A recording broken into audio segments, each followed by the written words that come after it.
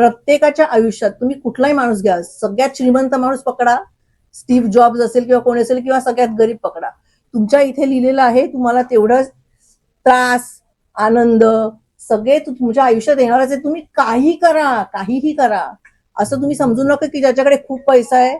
आता माझ्याकडे Steve जॉब्सलाच cancer झाला होता ना आणि गेला. सो तुमच्याकडे कितीही पैसा असेल तरी तुमच्या नशिबात येत ना भोंदू बाबा त्याच्यापासून.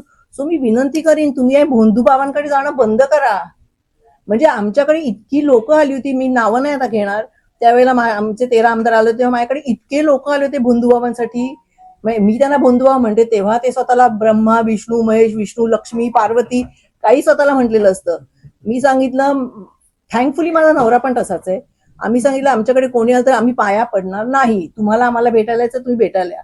प्लस आमच्यावर फोटो काढून लोकांना जर सांगितलं की आम्ही तुमच्या भक्त होतो, आम्ही तिथे तुम्हाला येऊन कान फटवणार. सो आमच्याकडे कोणी येतच नाही किंवा आम्ही पण कोणाकडे जात नाही. सो माझं लोकांना विनंती आहे, भोंदू बाबा फसवतात म्हणजे तुम्ही पण व्हिडिओ बघितले असतील, कोणती बाई बेशुद्ध दिसते हो तुम्हाला? काय म्हणजे काय चाललंय, आपला समाज कुठे चाललाय? म्हणजे आपण महाराष्ट्र हा समाज सुधारक किती लिस्ट आहे हो आपल्या, संतांपासून हुशार माणसांपासून सायंटिस्ट पासून साहित्यिकांपर्यंत. काय म्हणजे लोक वेडे झालेत का काय कळत नाही मला.